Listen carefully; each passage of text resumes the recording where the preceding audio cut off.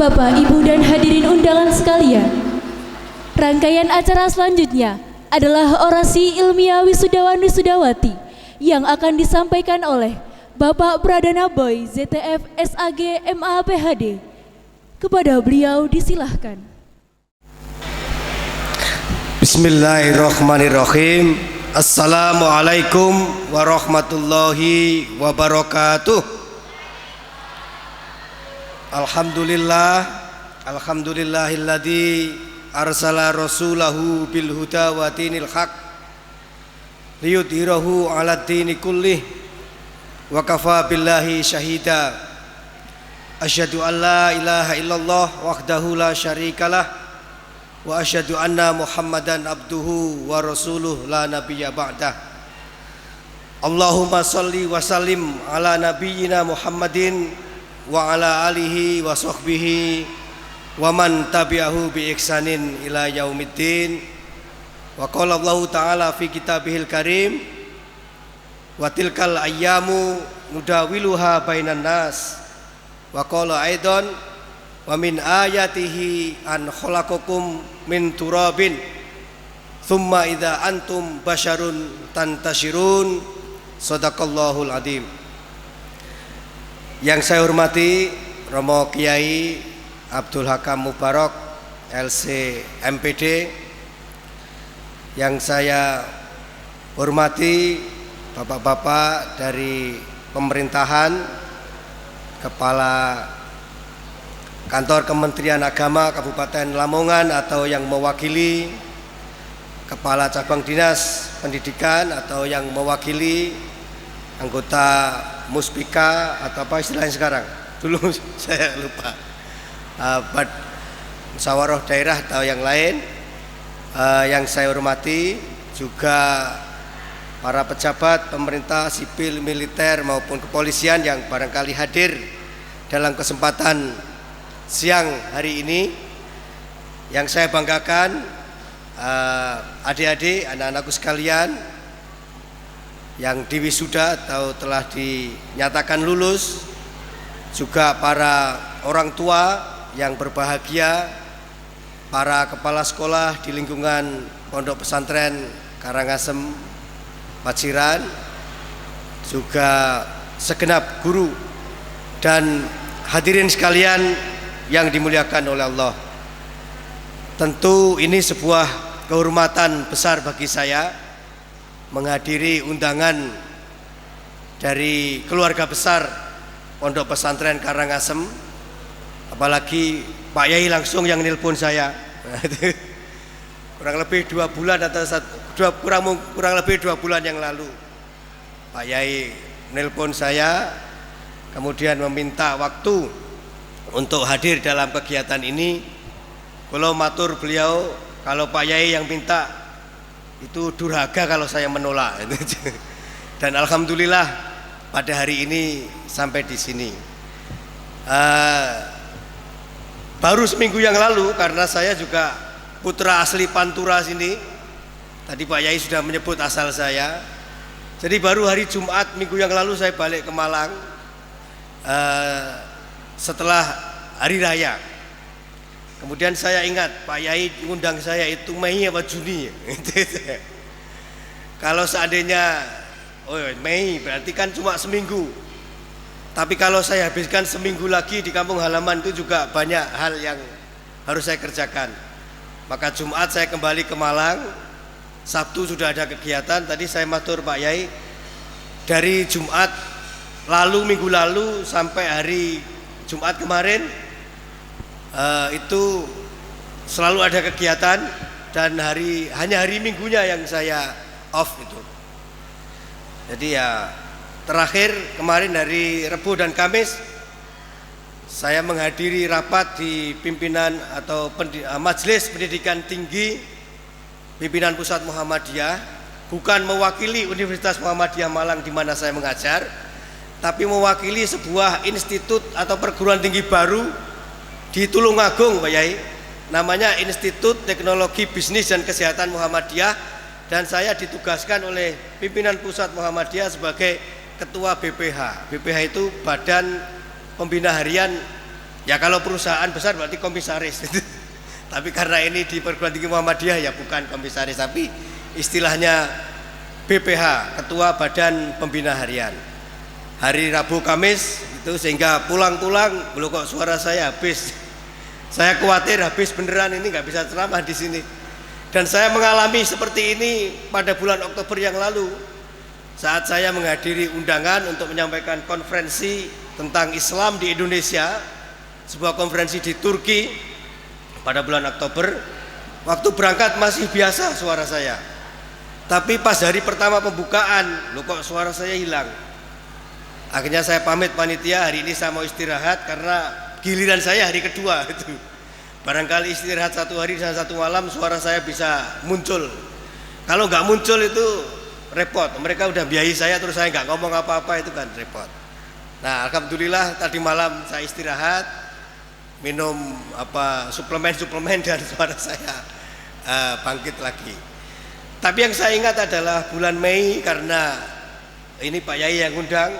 Sebenarnya saya punya kegiatan di India. Saya diundang oleh sebuah universitas di India namanya Jawaharlal Nehru University untuk menyampaikan lagi-lagi kuliah tentang Islam atau hukum Islam di Indonesia. Tapi saya mendahulukan ke sini karena memberikan cerita kepada anak-anak muda untuk membangkitkan semangat menyongsong masa depan, itu saya kira jauh lebih penting. Kalau soal keluar negeri besok-besok gampang ada lagi. Nah, ini kesempatan yang sangat langka. Maka saya akan sambung saja cerita dari Pak Yai tadi, kemudian juga dari Bapak dari Kepala Cabang Dinas tentang tantangan hari ini. Tapi saya ingin memulainya dengan ayat yang tadi saya kutip, yaitu surat Ar-Rum ayat 20. Wa min ayatihi khalaqakum min turabin. Dan di antara tanda-tanda kekuasaan Allah itu adalah menciptakan kalian semuanya dari debu. Tapi kemudian di situ dikatakan summa idza antum basyarun tantasirun. Dan ketika kalian semuanya telah menjadi manusia, basyar ya, tantasirun, maka kalian semuanya menyebar di muka bumi ini.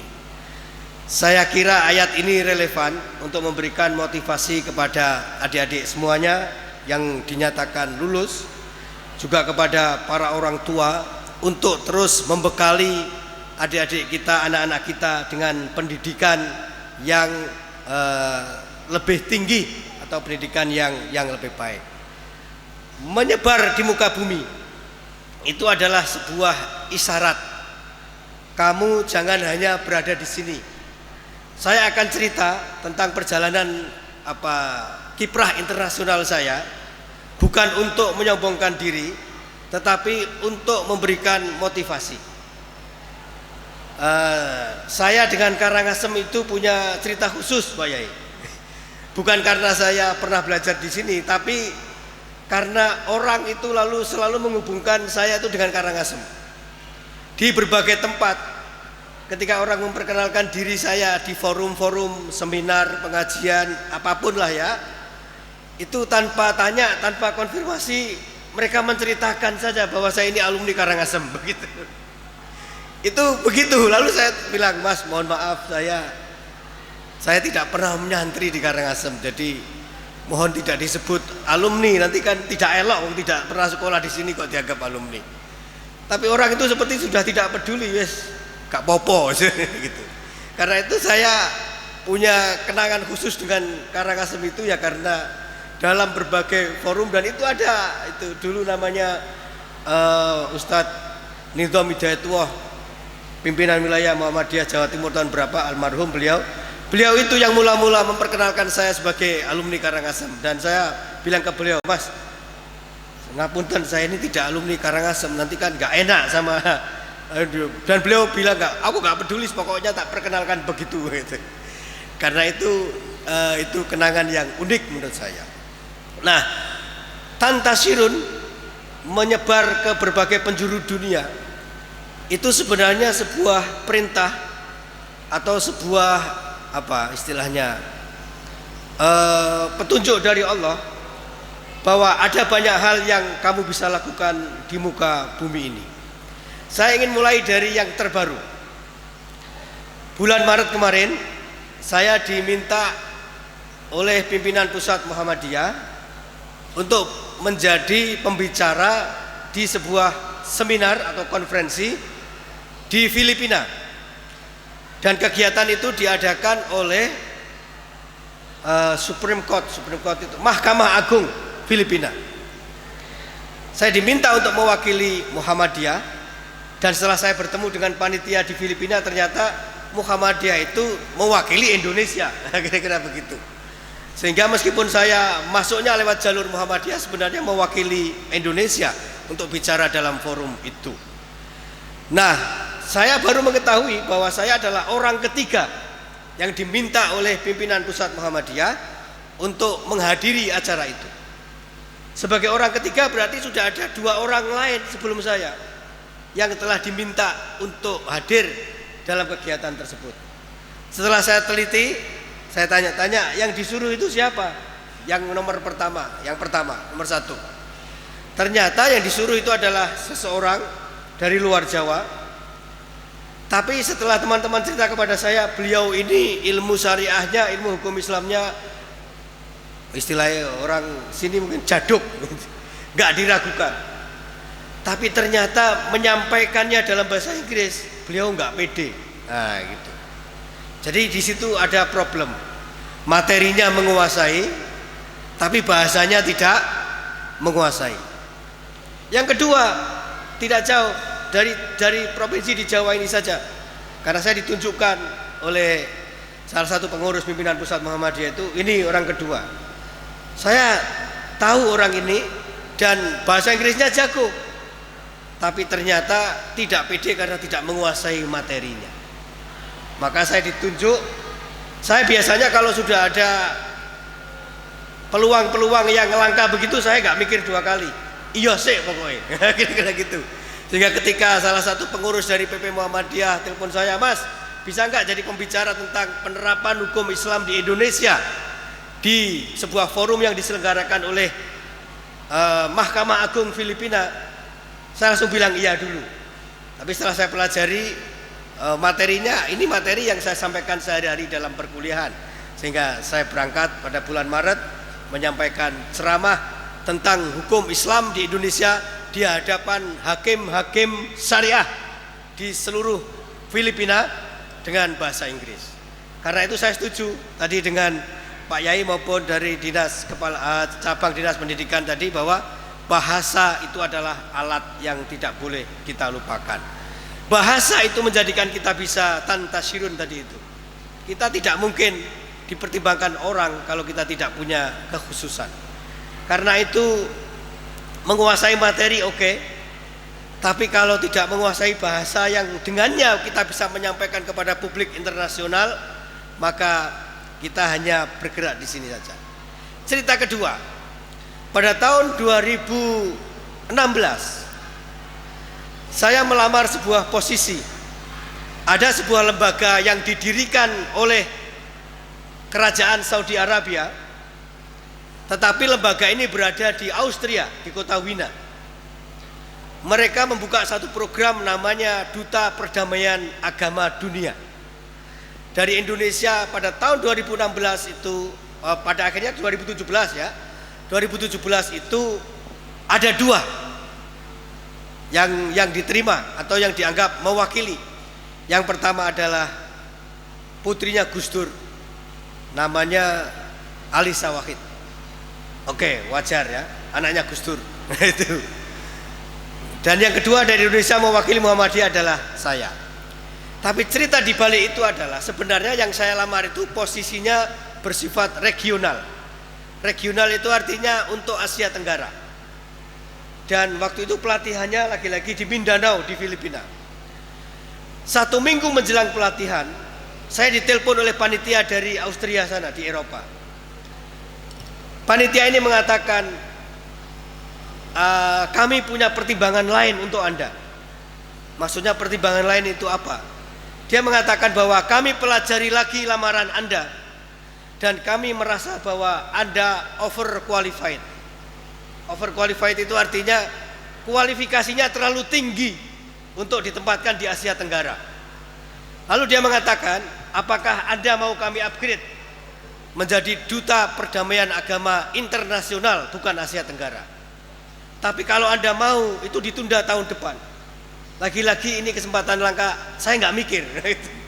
Langsung tak jawab sih, tak jawab iya dulu gitu. Pokoknya tak jawab iya sih, soal pikir lain-lain dipikir belakangan. Yang penting peluang itu tidak hilang. Dan pada akhirnya itu tadi yang Asia Tenggara ternyata dari Indonesia ada 10. Tapi begitu saya menerima yang internasional, ternyata dari Indonesia hanya 2, dan partner saya itu adalah putri seorang mantan presiden. Memang Abdurrahman Wahid, dan kakek saya juga Abdurrahman itu juga. Jadi sama-sama Trah Abdurrahman, beda level. Maksud saya adalah itu semuanya membawa saya kepada sebuah kesadaran bahwa tantasirun menyebar, melihat berbagai hal di penjuru dunia ini, itu akan membawa kita kepada sebuah kesadaran satu, diri kita ini bukan siapa-siapa dibanding banyak orang yang lain. Tahun 2017, pokoknya saya cerita aja ya soal luar negeri supaya panas, adik-adik ini panas. Tugas saya ini manas-manasi adik-adik ini Pak Yai. Jadi izinkan saya manas-manasi supaya punya semangat lebih tinggi. Tahun 2017, waktunya orang pulang hari raya tinggal 3 hari. Orang itu pada mudik, saya malah pergi. Yaitu saya pergi ke Amerika. Karena waktu itu saya mendapatkan peluang untuk menjalani sebuah pendidikan singkat dalam bidang politik Amerika. Sebenarnya kepada panitia saya minta, saya akan mengambil bidang itu adalah tentang dinamika agama di Amerika Serikat. Awalnya panitia mengatakan iya, tapi tiba-tiba seminggu menjelang berangkat saya ditelepon dari Kedutaan Besar Amerika di Jakarta. Dia bilang, "Mas, tolong ganti topiknya. Anda kami minta belajar tentang politik Amerika." Maka saya belajar tentang politik Amerika selama kurang lebih 3 bulan di sebuah universitas namanya University of Massachusetts. Saya waktu itu berangkat dari rumah saya di Mencorek sini, tapi saya mendarat di LA, Los Angeles. Maka saya tulis catatan dari LA ke LA. Itu LA yang pertama itu adalah Lamongan asli, LA yang kedua itu Los Angeles, Amerika Serikat. Tapi di situ lalu saya merenungkan beberapa hal. Begitu sampai di Los Angeles, saya menunggu pesawat kurang lebih 6 jam, kemudian terbang lagi ke sisi timur Amerika. Los Angeles itu sisi barat Amerika. Pesawat yang membawa saya itu dari Surabaya ke Hong Kong. Dari Hong Kong naik pesawat 14 jam sampai Los Angeles. Los Angeles itu sisi barat Amerika. Dari Los Angeles itu melewati Jepang, berarti kan jalan ke timur. Maka ini mungkin guru-guru, bapak-bapak, ibu, guru sains mungkin bisa mendiskusikan lebih jauh. Jadi pertanyaan tentang bumi itu bulat atau flat atau round, itu mungkin bisa direfleksikan dari situ. Karena saya naik pesawat jalan ke timur, tapi jedulnya di sisi barat Amerika. Ini melakukan ngetan. Hong Kong itu ke Amerika, itu ternyata lewat Jepang melakukan ngetan. Tapi tibanya, mendaratnya itu di sisi barat Amerika. Sementara kawan-kawan saya dari negara-negara Eropa, mereka dari Eropa naik pesawat ke barat, ketemunya di Massachusetts. Massachusetts itu adalah pantai timur Amerika. Dan saya belajarnya di Massachusetts itu, berarti dari Los Angeles saya masih naik pesawat sampai ke Massachusetts kurang lebih 6 jam.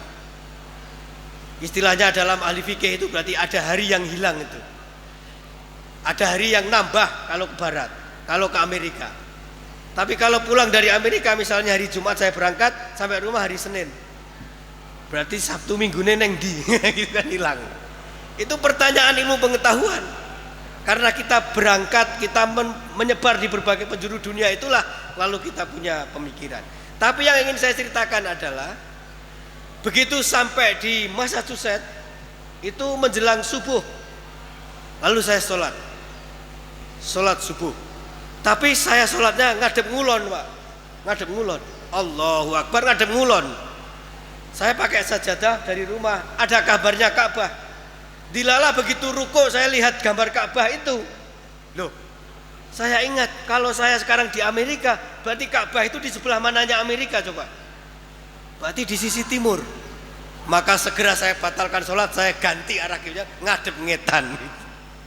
Jadi maka saya menulis buku selama di Amerika kurang lebih 3 bulan itu. Lalu saya bertekad saya pulang harus bawa buku, sehingga saya menulis buku judulnya Dari Amerika Kurindukan Ka'bah.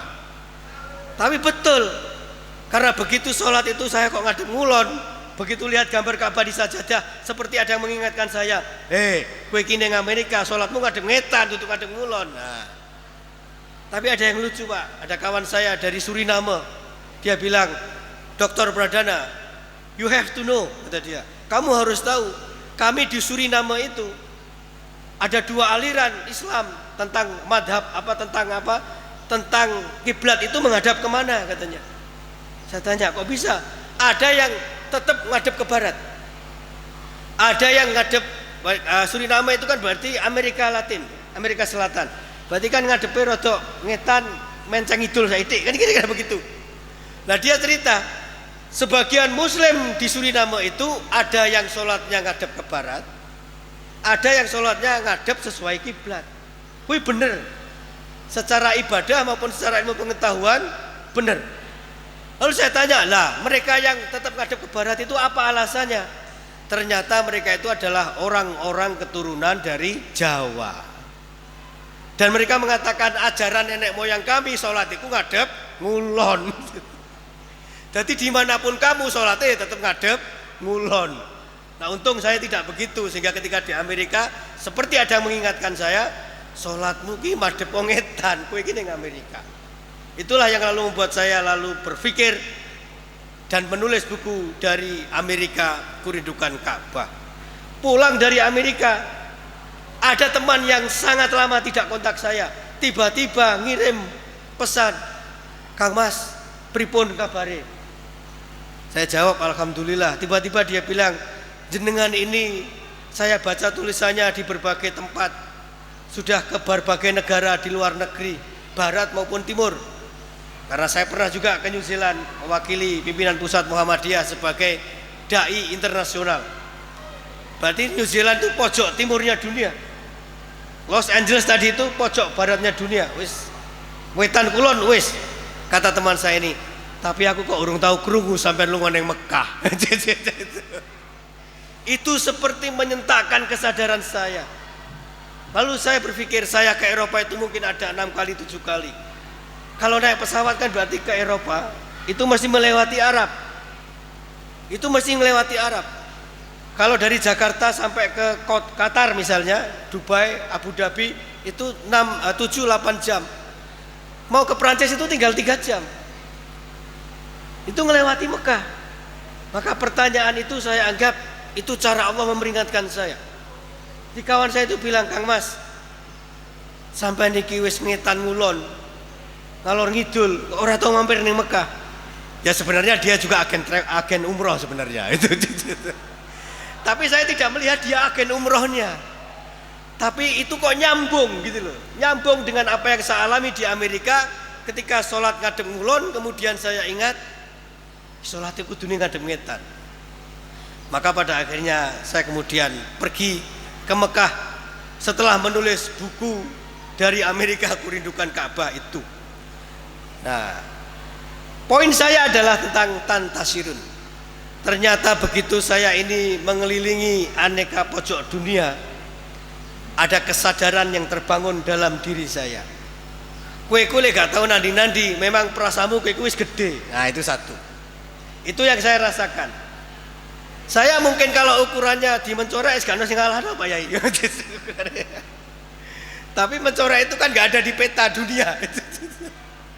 Tapi karena saya berangkat ke Amerika, ke New Zealand, ke Australia, ke Wina, ke berbagai negara di Eropa, lalu kadang-kadang saya itu ngukur diri saya. Tadi yang saya ceritakan tahun 2017 saya kursus atau pendidikan singkat di Amerika itu 18 orang dari 18 negara. Satu-satu tak tanya itu. Kamu di negaramu jadi apa? Anak sopo? Pekerjaanmu bagaimana? Dan saya merasa saya ini adalah secara sosial paling rendah di antara mereka. Ada kawan dari Kamboja. Saya tanya, kamu latar belakangmu apa? Dia bilang, bapakku jenderal polisi. Ibuku apa? Bukan duta besar, diplomat. Kalau bapaknya jenderal polisi, ibunya diplomat, kemudian anaknya bisa mendapat pendidikan di Amerika, tidak gumun, Pak, biasa saja. Lalu yang dari Thailand saya tanya, dia tanya saya, kamu di Indonesia sebagai apa? Saya bilang, saya dosen. Sebenarnya kalau ukurannya di luar negeri itu, semua dosen itu ya otomatis profesor. Pasti dipanggil profesor. Sehingga saya bilang kepada mereka, I am a professor. Lalu dia tanya, ya pekerjaanmu sekarang, tapi latar belakang kehidupanmu. Saya ceritakan, saya ini anak petani yang ketika dulu mau kuliah itu ya sembarang didol, kan gitu. Kata bapak saya, ya untung saya ono sing didol, gak ono terus sampai piye, kan gitu. Tapi lalu kawan saya yang dari Bangkok ini, dia bilang sama, ibunya jenderal polisi, bapaknya yang profesor. Jadi kebalik, kalau tadi itu kan ibunya diplomat, bapaknya jenderal polisi.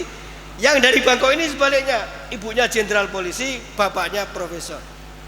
Maka kalau dia jadi begitu, kemudian dia tanya kepada saya, terus kamu dengan latar belakang sosial yang seperti itu, kok bisa kesini sekarang bersama kami, itu apa yang memotivasi kamu?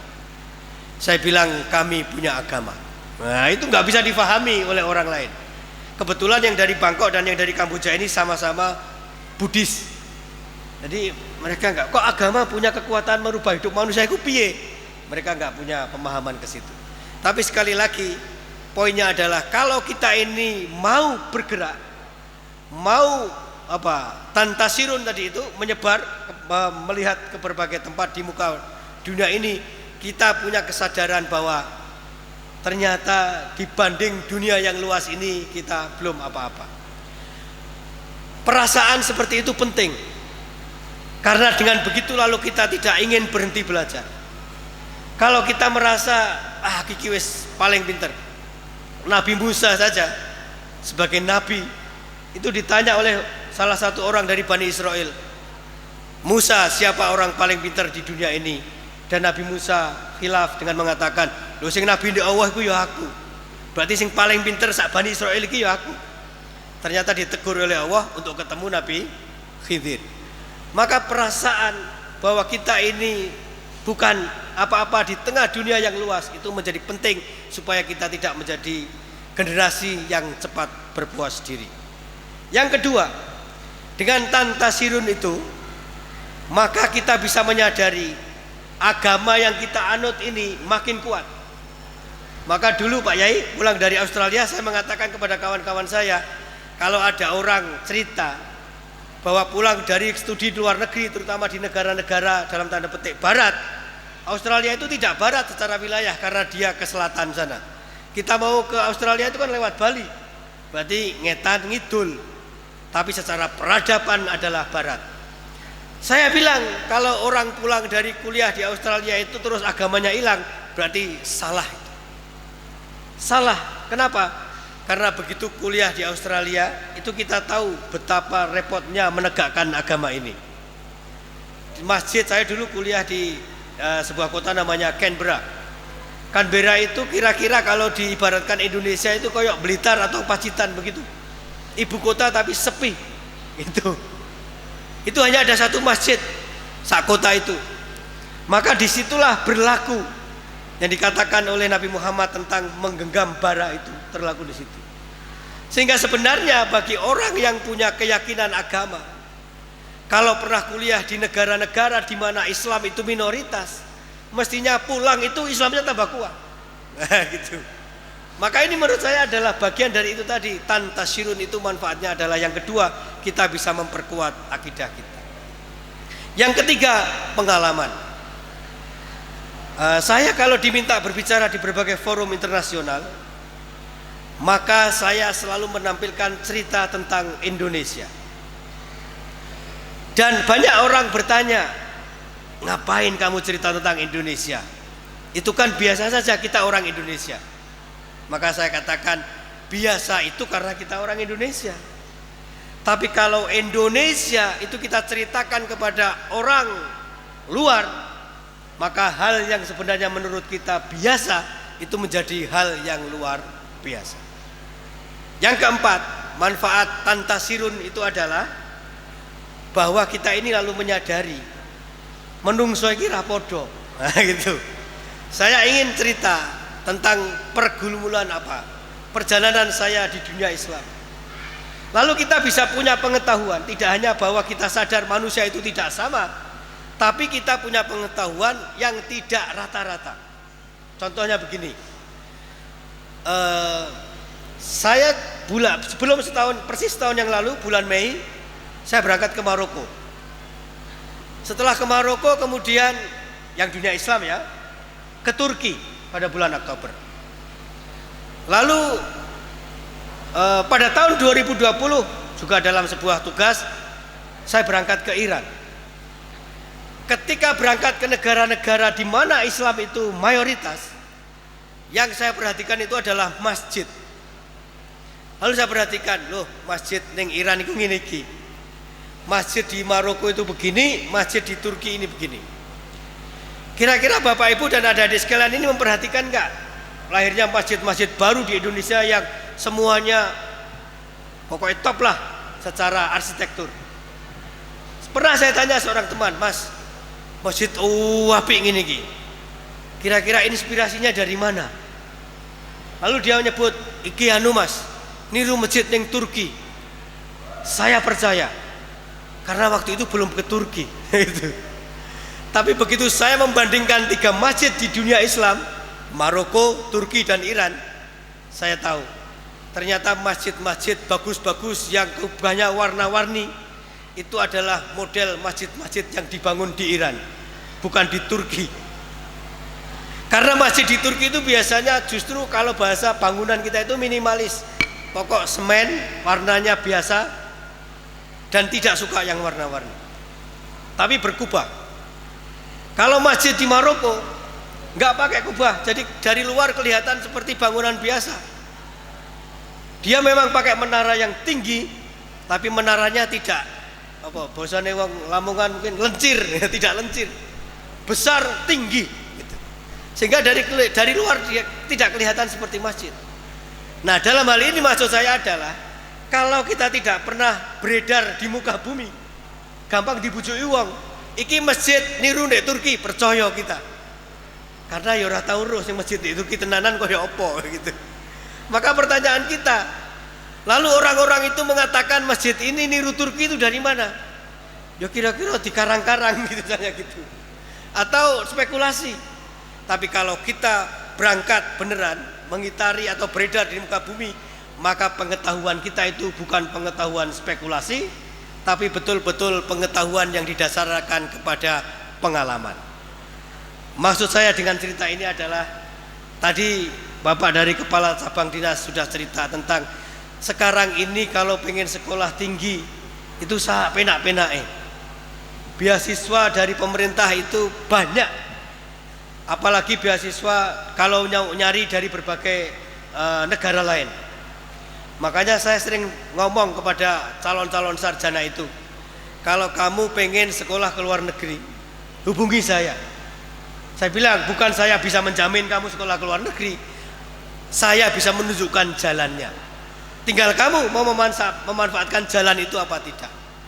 Karena itu kalau sekarang mau sekolah lalu sambat karena tidak punya bondo, saya kira itu rodok ora pantes. Karena peluang itu begitu luas. Dalam bulan puasa ada seorang wali calon mahasiswa yang nelpon saya, Pak Dokter, saya ingin anak saya kuliah di Fakultas Agama Islam Universitas Muhammadiyah Malang. Kira-kira pakai program apa? Nah, biasanya kalau ada yang nelpon begitu itu saya berpersepsi dulu, apakah ini mencari beasiswa atau tidak.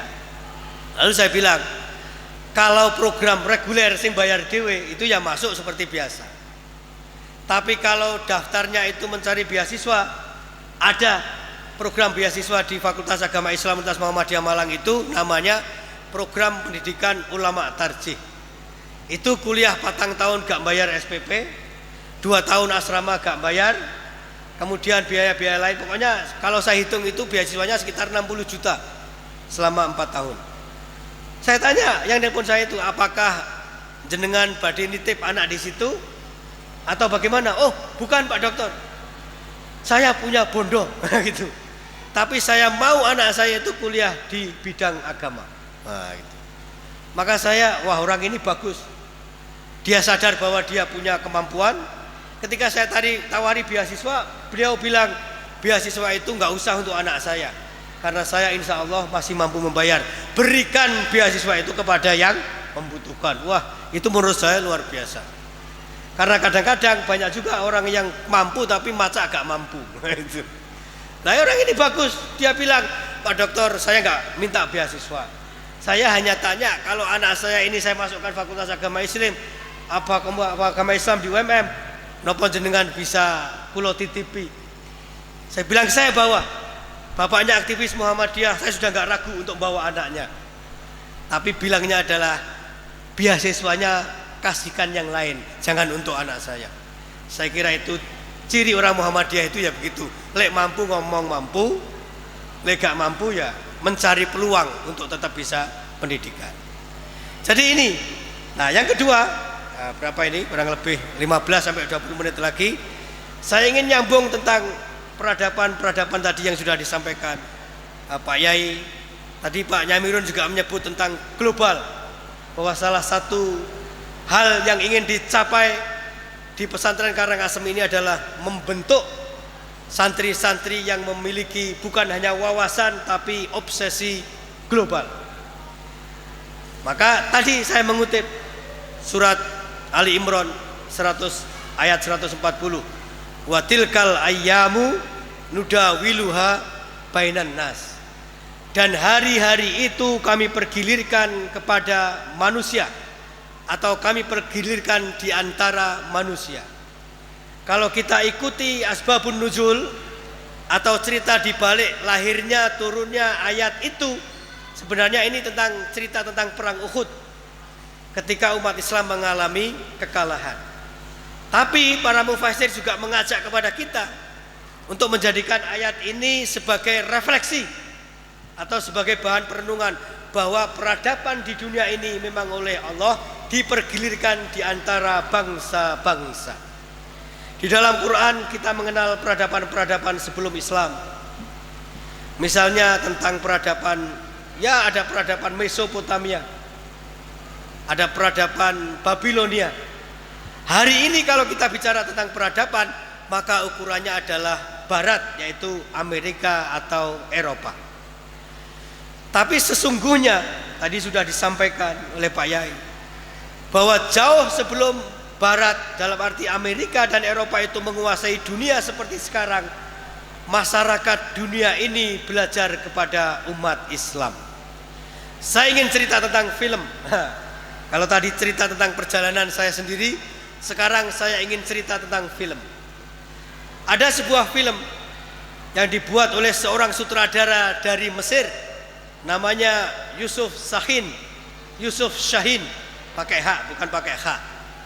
Tapi karena Mesir itu banyak dijajah oleh Prancis, maka pengaruh pelafalan bahasanya atau ejaannya itu mengikuti Prancis, sehingga Yusuf Shahin itu lalu ditulis menjadi Yosef Kahin.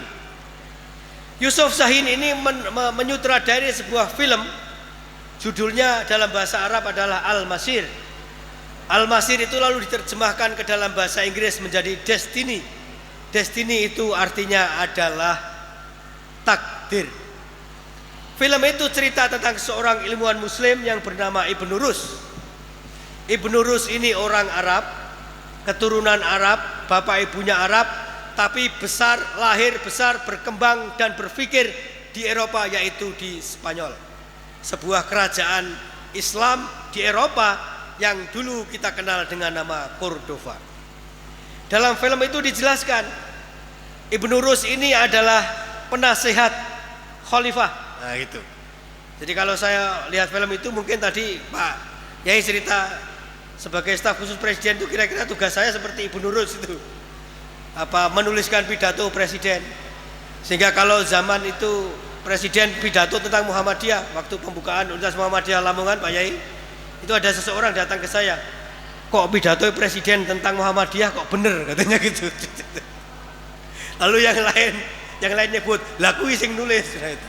Maka tadi saya setuju dengan Pak Yai, kita punya orang di dalam itu ada manfaatnya dan penting juga supaya data-data yang nggak benar itu kita sendiri yang membenarkan. Ibnu Nurus itu penasehat Khalifah Al-Mansur, tapi rupanya ada orang yang tidak suka sehingga memfitnah kepada Khalifah Al-Mansur supaya Ibnu Nurus ini dipecat. Maka pada akhirnya Ibnu Nurus dipecat sebagai penasihat khalifah. Tidak hanya dipecat, tapi Ibnu Nurus juga mendapatkan hukuman yang lain, yaitu semua buku-buku karya Ibnu Nurus harus dibakar tanpa sisa. Dan dilalah kersane ngalah, salah satu murid dari Ibnu Nurus itu adalah anak Khalifah Al-Mansur sendiri. Maka begitu dia tahu ada berita buku-buku Ibnu Nurus harus dibakar, dia dengan berbagai usaha dengan teman-temannya itu nyalin bukunya Ibnu Nurus dengan tangan. Lek zaman saiki kan difoto atau difotokopi. Pada zaman itu disalin dengan tangan. Yang mengharukan adalah ternyata Ibnu Nurus punya seorang murid dari Prancis namanya Yosef. Yosef ini seorang Kristen, tapi dia belajar kepada Ibnu Nurus gara-gara bapaknya dihukum oleh pemerintah Prancis zaman itu, dihukum gantung. Kenapa bapaknya Yosef dihukum gantung? Karena dia membaca buku-buku Ibnu Nurus. Berarti ketika Islam sudah maju itu Eropa masih kuno.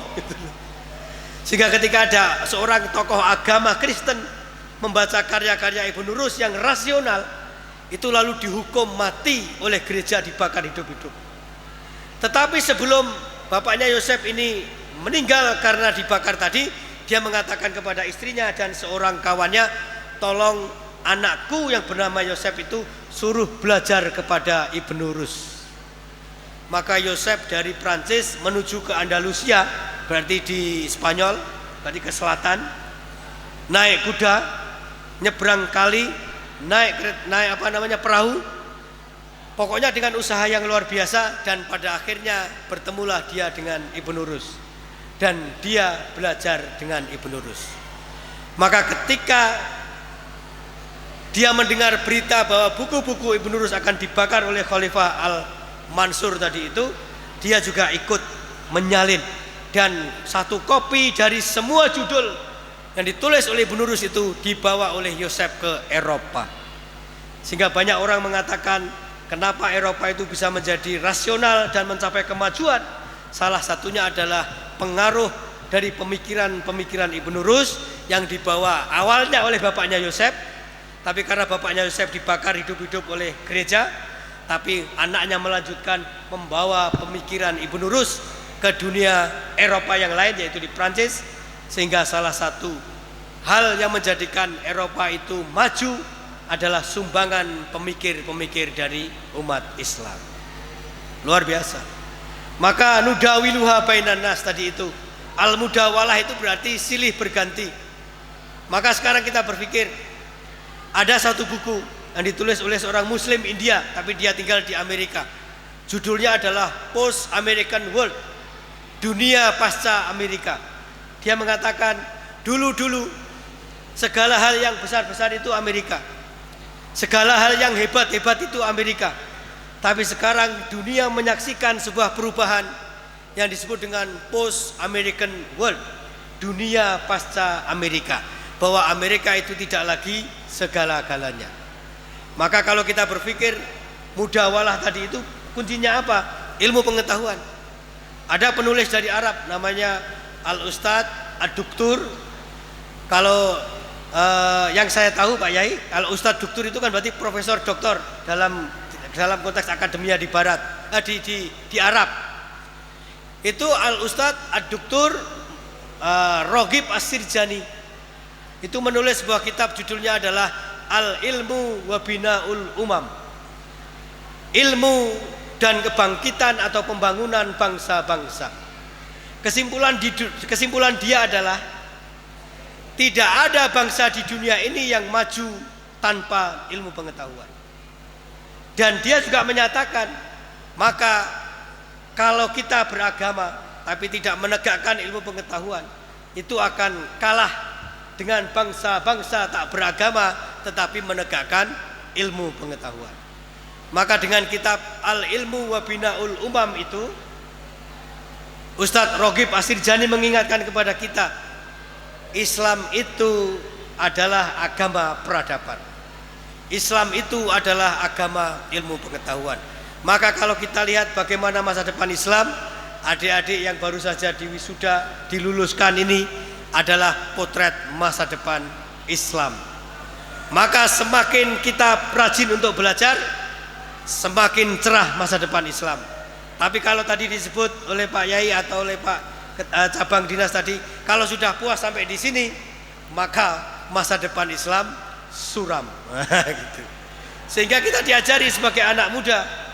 Sebagai anak muda kita harus mengatakan yang disebut dengan al-fata, itu adalah mereka yang bisa mengatakan ha anada, inilah diriku. Menepuk dada bukan karena kesombongan, tapi kita bisa menyatakan saya ini memang dari desa, saya ini memang dari keluarga biasa-biasa saja, tapi saya bisa berdiri sejajar dengan siapapun karena kita memiliki sesuatu yang bisa kita pamerkan. Itu harus menjadi semangat kita semuanya. Nah, yang paling akhir, nah itu ya, yang paling akhir, tentu saya ingin menyemangati Bapak Ibu wali santri. Mungkin juga ada kegalauan, mungkin juga ada perasaan mamang, anakku ini pengen kuliah, tapi aku ingin diopor mulia no anak. Saya yakin sebagian dari kita pasti punya perasaan begitu. Maka kalau tadi saya menyemangati adik-adik, sekarang saya ingin menyemangati Bapak Ibu wali santri, bahwa bekal terbaik yang bisa kita berikan kepada anak-anak kita adalah pendidikan. Dan kita harus yakin sebagai orang beragama, kalau kita punya kemauan, Allah akan membukakan jalan. Intinya adalah fokus. Fokus pada tujuan, fokus pada keyakinan, ora usah ngrungokne omongane wong kanan kiri. Kalau kita ngrungokne omongane wong kanan kiri, ra nonteke ngrungokne omongane wong.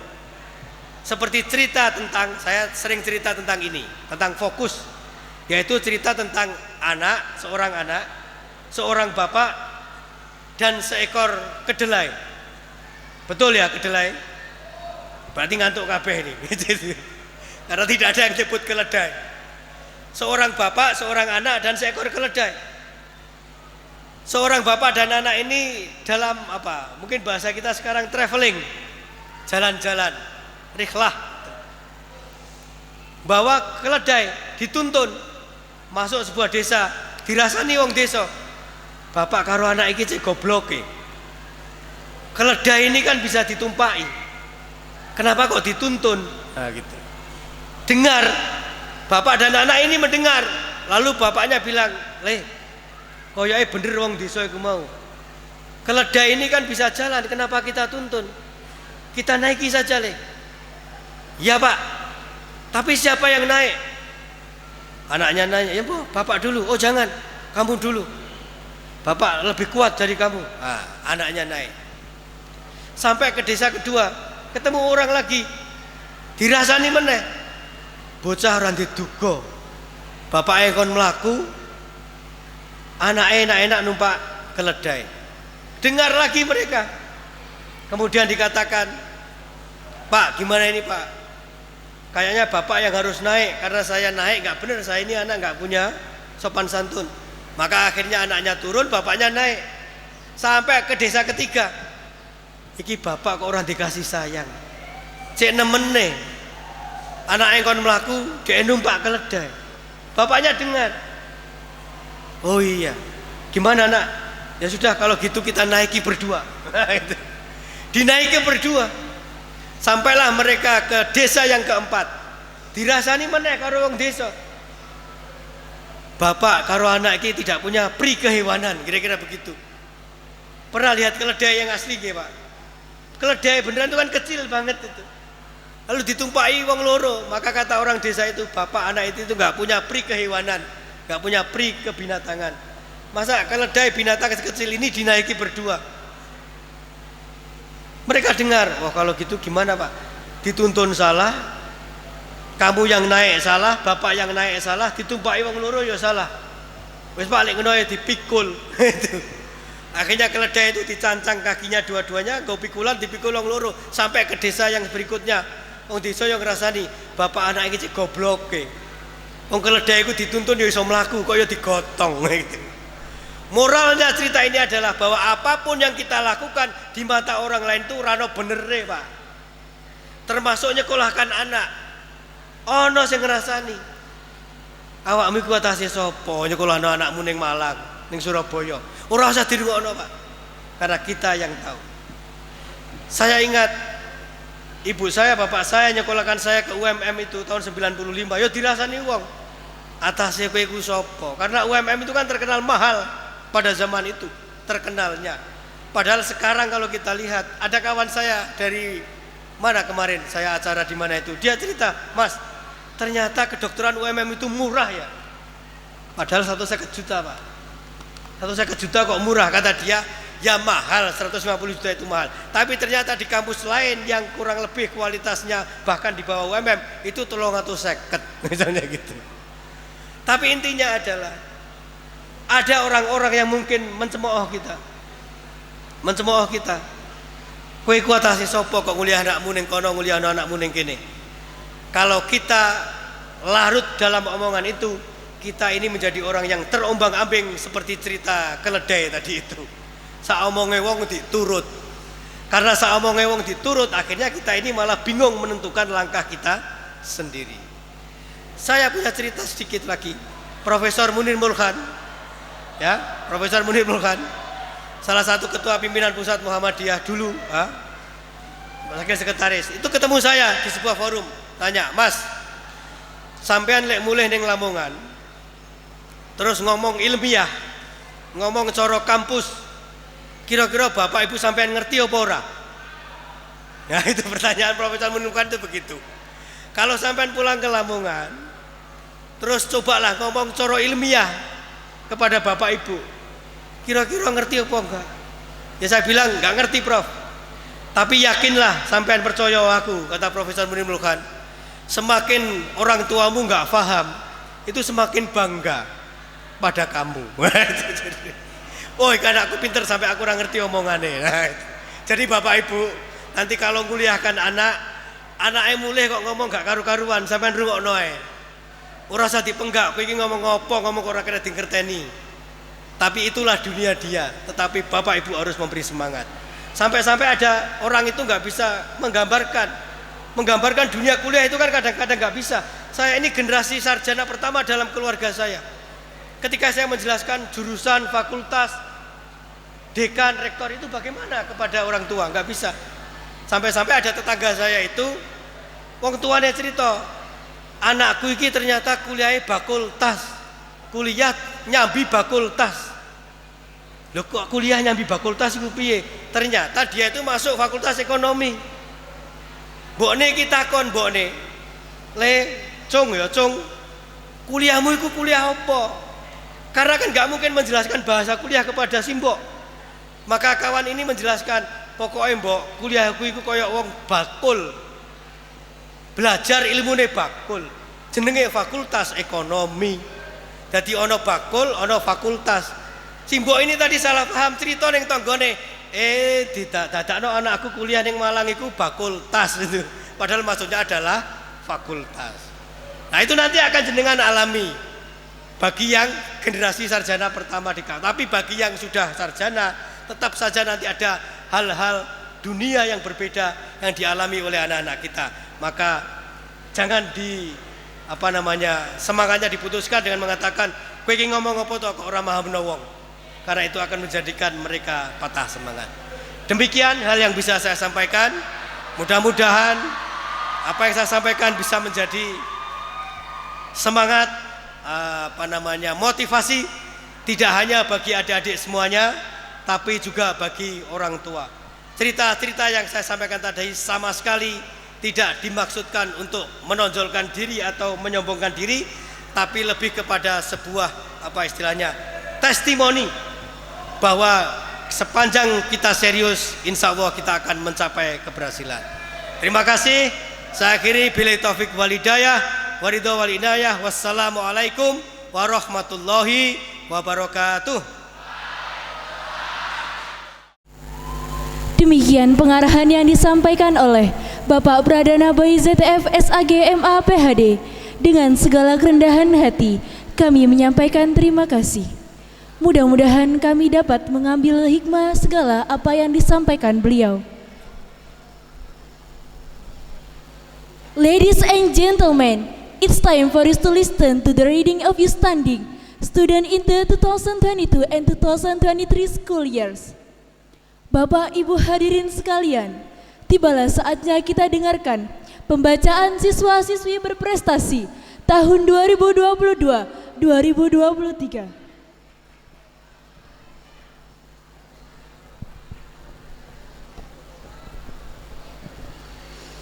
Sebelumnya, mohon diperhatikan untuk wisudawan ataupun wisudawati, nanti ketika sudah dipanggil, ketika terpanggil harap segera langsung maju ke depan. Daftar siswa berprestasi MA Muhammadiyah 1 Paciran tahun pelajaran 2022-2023. Jurusan MIPA 1. Ranking pertama Miftah Rafi Rasidin bin Miftahul Mahsun, Brangsi Laren Lamongan. Peringkat kedua Muhammad Teguh Kurniawan bin Bejo, Paciran Lamongan. Peringkat ketiga Muhammad Afrizda Reza bin Abdul Karim, Paciran Lamongan. MIPA 2. Peringkat bersama Naila Zahro Kurota Ayun binti Aslihin, Karangwungu Lor Laren Lamongan. Peringkat kedua Zaleta Putri Rosandini binti Budi Harjo, Ngering Soko Anyar, Cerme Gresik. Peringkat ketiga Bilkis Arsi Ade Putri binti Ahmaluddin, Padek Sumur Gayam, Paciran Lamongan. MIPA 3. Peringkat pertama Nurul Ilma binti Muhammad Khalil, Paciran Lamongan. Peringkat kedua Novia Rahmawati binti Ilman, Padek Sumur Gayam, Paciran Lamongan. Peringkat ketiga Askia Rafida Amin binti Nasihun Amin, Kranji, Paciran Lamongan. Jurusan keagamaan Putra. Peringkat pertama Ahmaluddin Aisi bin Ainul Yakin, Jetak, Paciran Lamongan. Peringkat kedua Ihsan Sadid Prasetya bin Suhartono, Brondong, Lamongan.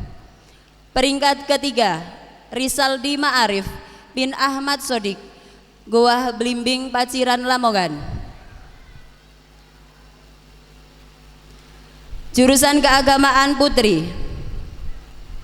Peringkat pertama Alhimni Dwi Himayati binti Amar Ma'ruf, Paciran Lamongan. Peringkat kedua Farahul Aila binti Hoirul Afif, Paciran Lamongan. Peringkat ketiga Sofi Nur Ramadhani binti Zuari, Paciran Lamongan.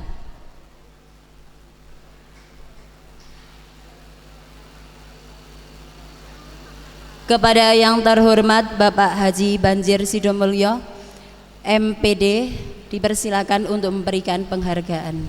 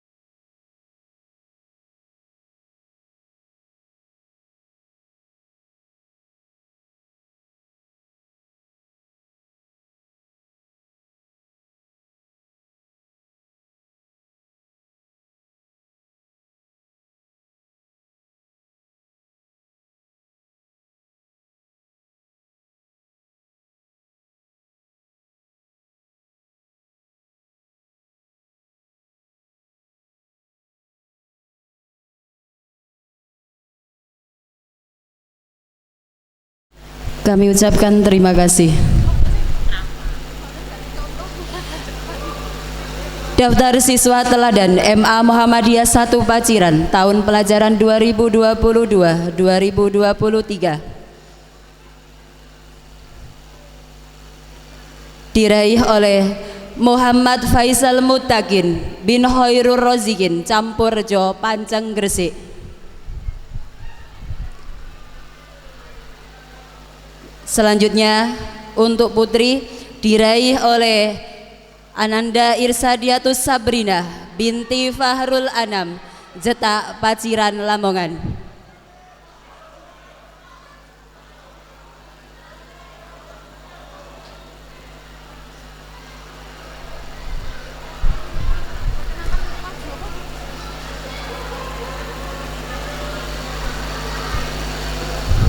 Kepada yang terhormat Bapak Fatih Futoni MPD, dipersilahkan untuk maju ke depan untuk memberikan penghargaan.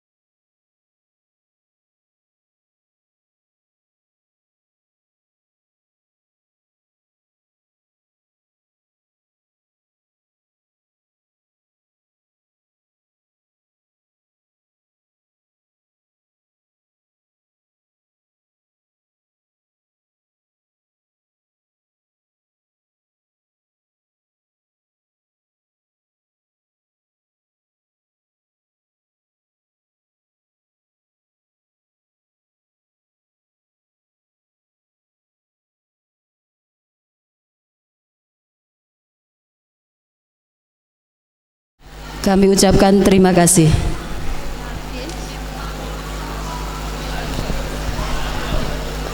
Daftar nama siswa berprestasi SMA Muhammadiyah 6 Paciran tahun pelajaran 2022-2023. Kelas 12 IPA 1. Peringkat pertama diraih oleh Ananda Ega Maulana Muhammad bin Mughafar Paciran Lamongan.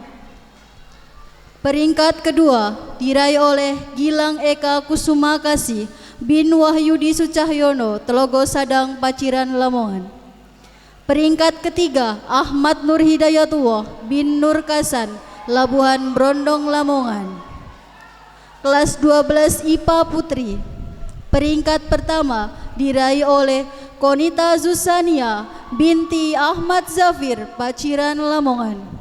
Peringkat kedua diraih oleh Bilkis Aulia Rahma binti Khairuman Tebluru Solokuro Lamongan.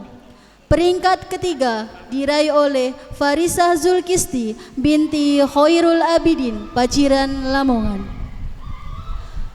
Kelas 12 IPS Putri. Peringkat pertama diraih oleh Nurul Hidayah Aulia binti Nasir Banjarwati Paciran Lamongan. Peringkat kedua diraih oleh Al-Ifa Hoirul Rosyadah binti Dr. Anda Syafiq Kandang Semangkon Paciran Lamongan. Peringkat ketiga diraih oleh Putri Zahra Tafsilatul Ummah binti Agus Salim Goa Blimbing Paciran. Kepada yang terhormat Bapak Pradana Boy ZTF SAG MA diperkenankan maju untuk memberikan penghargaan.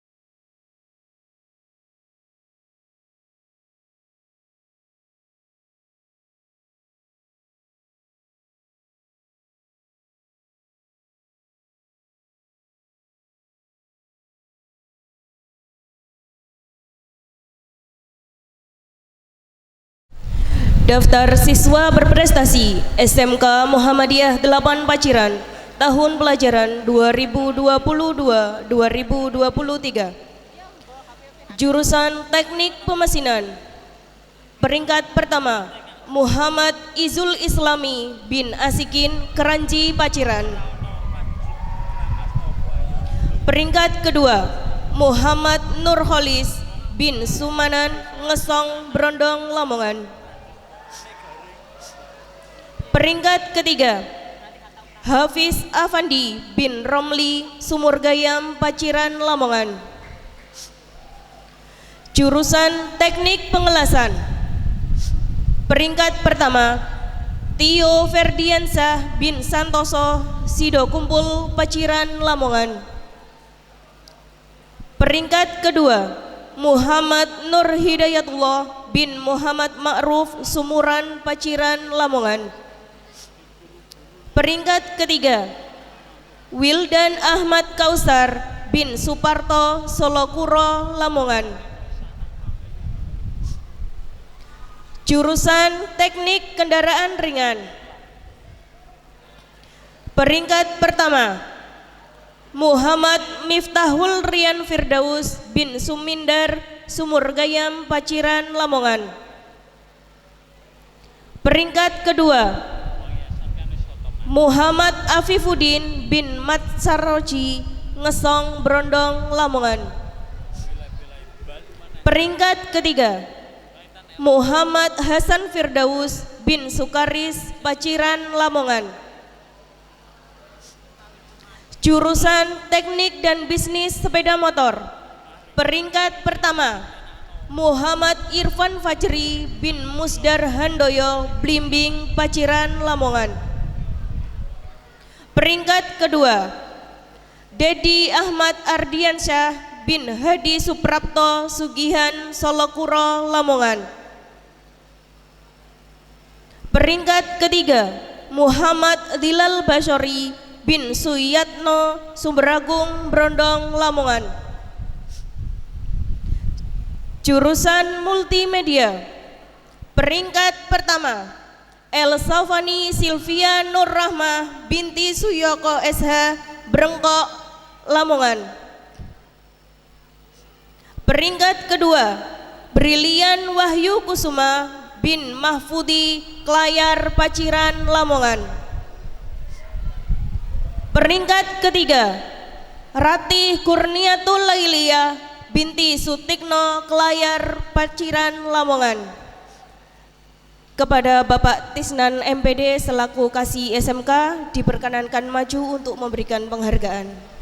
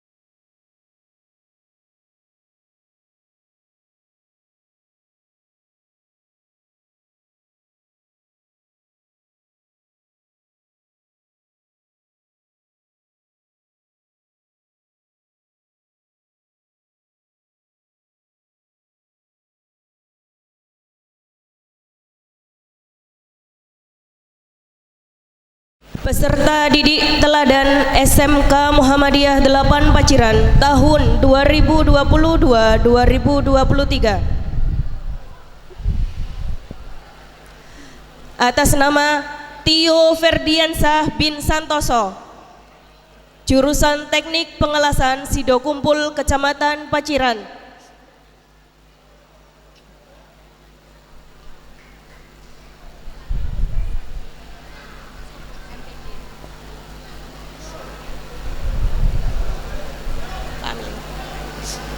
Kepada Bapak Amilin selaku Kepala SMK Muhammadiyah 8 Paciran diperkenankan maju untuk memberikan penghargaan.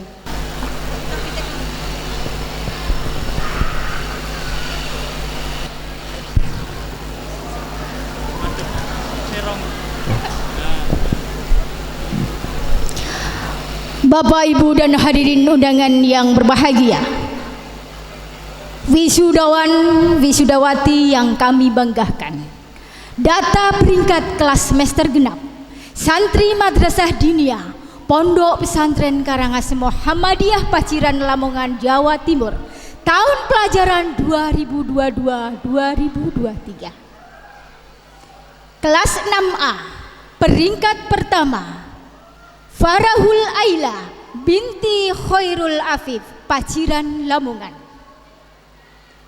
Peringkat kedua Alhimni Dewi Hilmayati binti Amar Ma'ruf, Paciran Lamongan. Peringkat ketiga Sofi Nur Hidayati binti Bapak Ihsan, Paciran Lamongan. Oh gitu. Kemudian peringkat pertama untuk kelas 6B Jahwa Nur Aini binti Bapak Ahmad Anas, SPDI, Bunga Gresik, kategori Jahid Jidan. Peringkat kedua Nadila Alimatul Putri binti Bapak Abdul Wahid, Payaman Solohkuro, Lamongan. Peringkat ketiga Maunatus Silviana binti Bapak Subahan, Paciran Lamongan. Kelas 6C, peringkat pertama Nova Salsabila Ramadhani binti Bapak Sumadi, kategori makbul.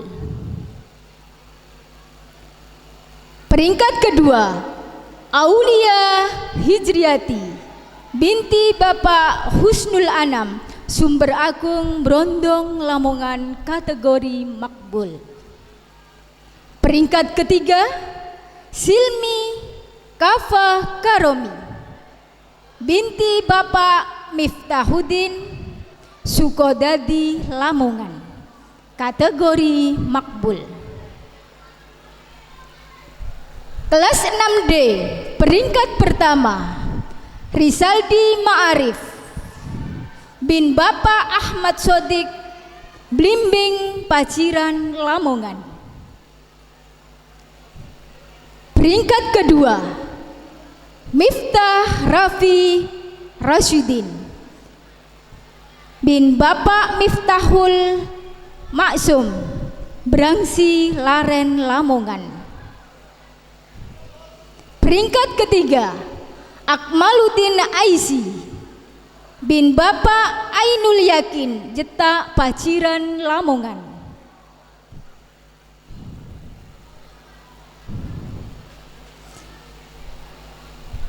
Kelas 6E, peringkat pertama Muhammad Fazril Mubarak bin Bapak Fathur Rahman, Pantenan, Panceng, Gresik, kategori Jahid.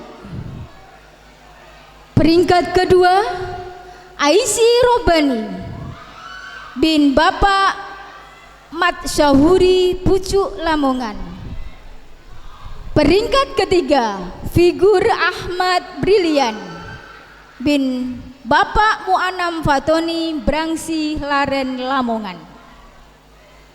Kami persilahkan Bapak Fathul Ihsan Magister Pendidikan selaku Pontren Kemenak Lamongan untuk memberikan kepada santriwan-santriwati yang tahun 2022-2023 mendapatkan prestasi. Kami ucapkan selamat dan sukses kepada santri-santri hebat Pondok Pesantren Karangasem Paciran. Kehadiran guru yang hebat, hadir pula anak-anak yang hebat pula. Selamat untuk Pondok Karangasem yang luar biasa, yang hari ini telah kita saksikan bersama bahwa penghargaan-penghargaan baik sudah diberikan kepada anak-anak baik pula.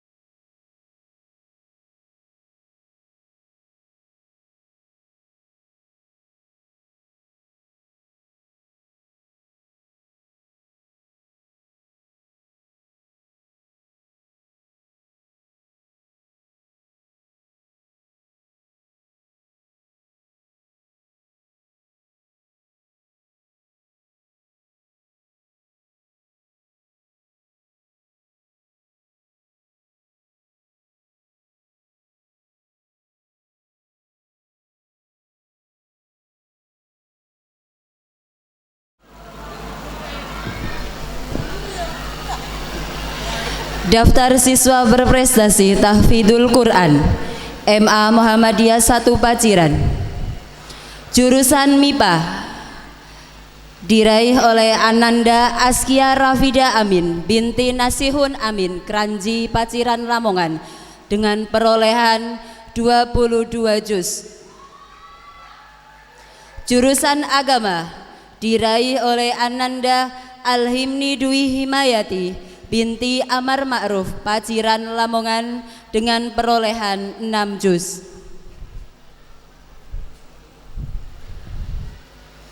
Daftar siswa berprestasi Tahfidzul Quran SMA Muhammadiyah 6 Paciran. Jurusan MIPA diraih oleh Ananda Maunatus Silviani binti Subhan Sidoklar Paciran Lamongan dengan perolehan 18 juz.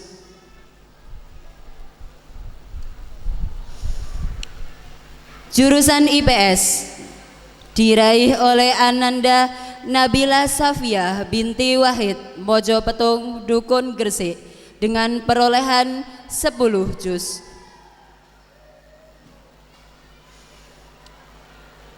Daftar siswa berprestasi Tahfidzul Quran SMK Muhammadiyah 8 Paciran diraih oleh Fathur Rahman bin Jasmu Brengkok Brondong Lamongan. Kurang juz 30 juz.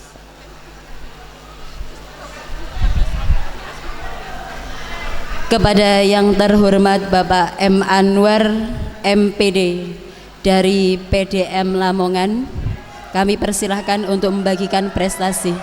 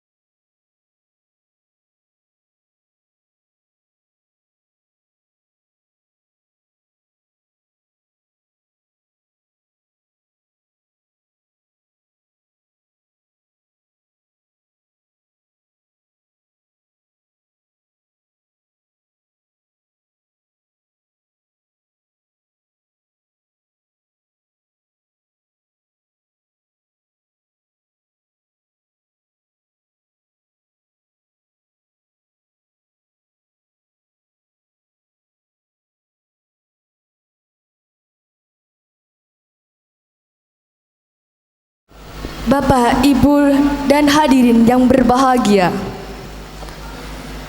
sebagai ungkapan rasa syukur kita kehadirat Allah Subhanahu wa Ta'ala atas segala rahmat, maunah, dan ridhonya yang memungkinkan terselenggaranya acara pada siang ini dengan tiada suatu aral apapun.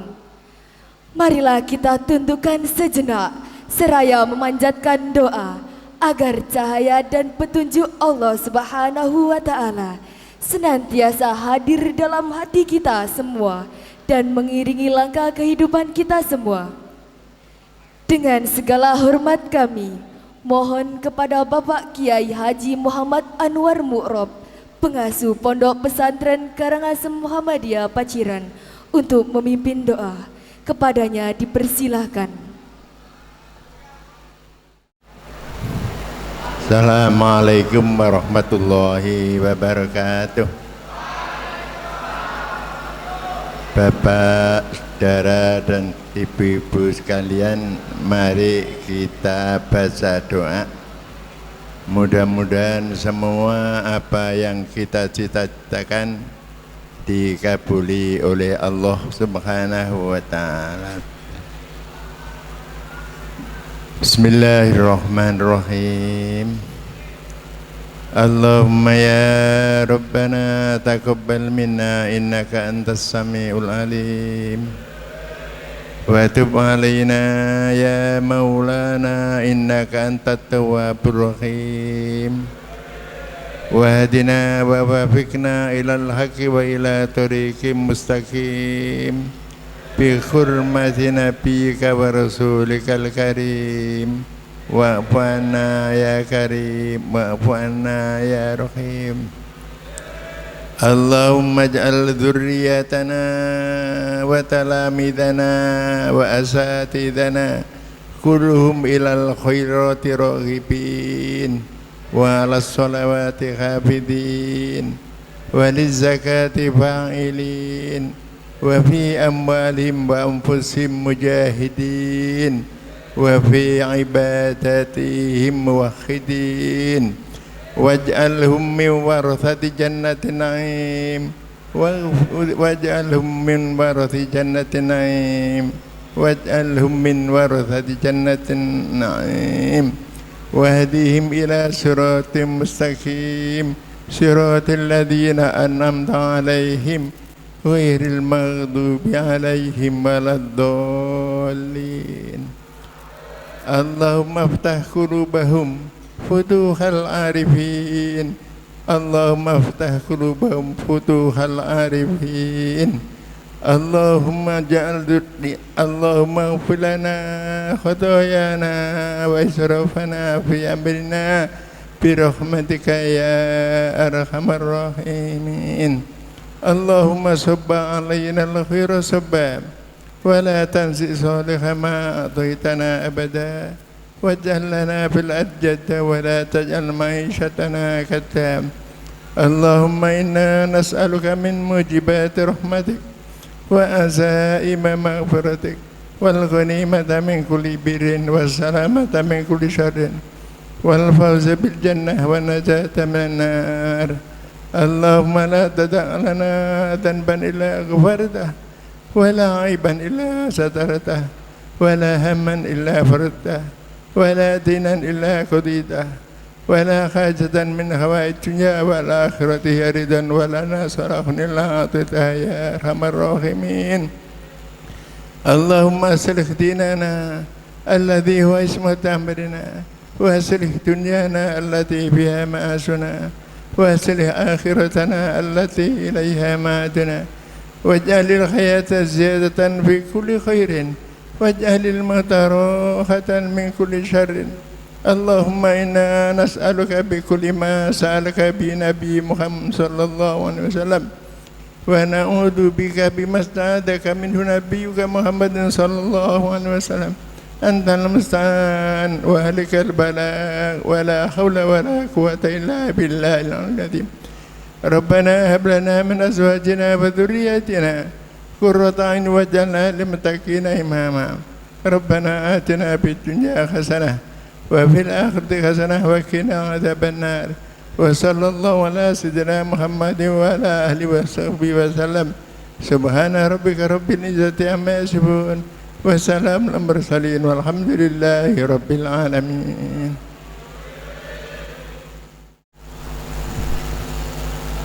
Hadirin dan undangan yang kami hormati, rangkaian acara dalam rangka wisuda terpadu tingkat SLTA Pondok Pesantren Karangasem Muhammadiyah Paciran telah selesai dilaksanakan. Kami sebagai pembawa acara awal hingga akhir, manakala terselip ucapan salah dan hilaf, tak lupa kami mohon maaf yang sebesar-besarnya. Terima kasih atas segala perhatiannya. Akhirnya marilah kita tutup acara ini dengan mengucapkan Bersama-sama. hamdalah bersama-sama. Alhamdulillahirabbil alamin. Nun wal qalami wa ma yasurun. Fastabiqul khairat. Wassalamualaikum warahmatullahi wabarakatuh.